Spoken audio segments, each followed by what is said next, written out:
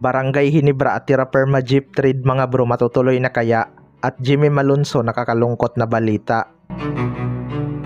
So official lang ang inanunsyo ni Kumi Willie Marshall noong Game 3 mga bro na magpapatuloy pa rin ang Tira Perma Jeep sa ating liga dahil hindi nga daw nagkasundo ang panig ng Tira Perma Jeep at Zamboanga Valientes sa kanilang terms and condition. Maraming ang nanghinayang dito mga bro dahil posible sanang ikaganda ng liga na mawala ang Tira Perma Jeep na puro lang trade. Ayon nga sa source mga bro ay wala ng trade ban sa Tira Perma Jeep kaya pwede nang makipagtransaksyon sa kanila.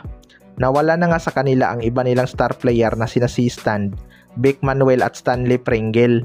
May mga rumors nga mga bro na posibleng makipag-trade transaction ang Barangay Hinebra sa pick ng Tira Perma Jeep dahil expected na sila ang magna-number 1 ngayong rookie draft.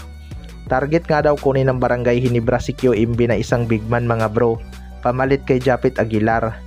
Tatlo nga ang posibleng bitawan ng Barangay Hinebra sa trade na to kung sakali. Una nga dyan si Maverick Ahanmisi na laman palagi ng trade rumor sa social media. Sunod naman ay si Jeremiah Gray na injury prone na din. Nagagamit naman ito ng Barangay Hinebra pero inconsistent na nga ang kanyang contribution at hindi na impressive ang kanyang performance. Last ay itong si Aljon Mariano mga bro. Hindi na nga ito nagagamit ng Barangay Hinebra dahil sa lalim ng kanilang bench. Sa kabilang banda naman mga bro, Jimmy Malonzo, nakakalungkot na balita.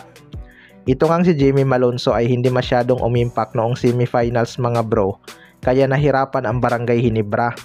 Ngayon nga ay gilas duty na naman itong si Jimmy Malonzo at walang pahinga galing sa semis. Insayo agad sa Gilas Pilipinas. May mga nagsasabi nga na baka hindi makapasok itong si Jimmy Malonzo sa final lineup ni Coach Tim Cone dahil yung original lineup pa rin ang kanyang dadalhin sa Asia Cup qualifiers. Well, para sa akin mga bro, isa nga itong si Jimmy Malonzo sa mga original lineup ni Coach Tim Cone. Nagka-injury lang talaga to kaya hindi napasama. Pero ngayon ngang naka-recover na ito mga bro, siguradong mapapasama ito sa Final 12. Alam naman ni Coach Tim Cone ang kakayanan nitong si Jimmy Malonzo.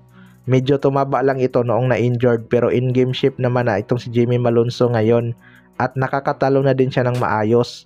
Nakakalungkot naman kung hindi ito maisama dahil isa nga ito sa mga inaabangan ng mga Gilas fans. Iba pa rin kasi ang energy na kayang dalhin ni Jimmy Malonzo lalo na kapag mayroon itong highlights dunk. Mahalaga din ang depensa nitong si Jimmy Malonzo mga bro dahil marami ngang matatangkad na forward na makakalaban nila.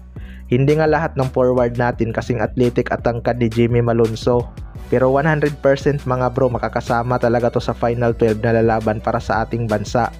Kaya abangan na lang natin yan. Kayo mga bro, ano masasabi nyo tungkol dito?